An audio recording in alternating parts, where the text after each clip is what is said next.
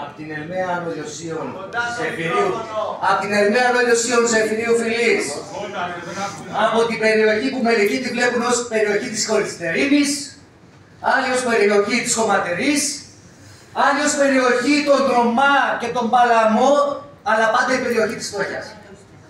Λοιπόν, από αυτή την περιοχή, λοιπόν, ήταν εκπαιδευτικοί και συζητήσαμε με αδυναμίες. Εγώ όμως θα συνεχίσω λιγάκι από εκεί που σταμάτησε ο κύριος Τσούχλος ως πρόεδρος της ΟΡΜΕ, αποτιμώντας τις δράσεις. Θα συνεχίσω για ποιο λόγο? Για να σκεφτούμε τι θα θέλαμε να πει η ΟΡΜΕ. Πρώτη απόφαση της ΟΡΜΕ θα έπρεπε να συντηθεί εδώ πέρα. Στην περίοδο που κυβέρνηση, η Ευρωπαϊκή Ένωση, ΝΑΤΟ μας λένε ζήστε με βάση την πολεμική οικονομία, προετοιμαστείτε για πόλεμο. Στην περίοδο αυτή που μας λένε πηγαίνετε στα σπίτια σας και οδικεύστε τρόφιμα, σε άλλες χώρες που λένε να λειτουργήσουν μια εβδομάδα τα νοσοκομεία σε περίπτωση πολέμου, σε αυτή την περίοδο ζητάμε και η ΟΡΜΕ να αποφασίσει ότι βγαίνει στους μαθητές και λέει κανείς μαθητής, κανείς μαθήτρια, καμιά μαθήτρια, κανείς νέος, καμιά νέα δεν θα γίνει κρέας στα κανόνια τους.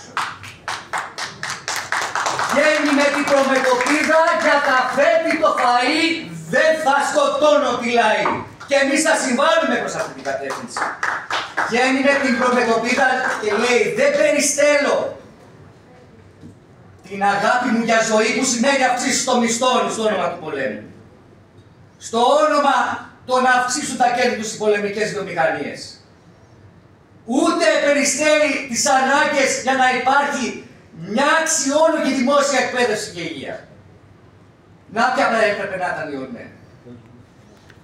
Όταν συμβαίνει η γενοκτονία δίπλα μας, η γενοκτονία των Παλαιστινίων και το Υπουργείο Παιδείας μετατρέπεται σε Υπουργείο της Ισραηλιτικής κοινότητας, αφαιρώντας από βιβλία ολόκληρα κομμάτια για τους Παλαιστίνιους και τη ζωή που κάνανε εκεί πέρα, θα έπρεπε λοιπόν η ΟΡΜΕ να αποφασίσει και να πει στους συναδέλφους που κάνουν το μάθημα. Μην το ανέχεστε, βγάλτε φωτοτυπίες και κάντε το μάθημα όπως πρέπει. Δεν λογοκρινόμαστε. Θα έπρεπε η ΟΡΜΕ όταν τα πειθαρχικά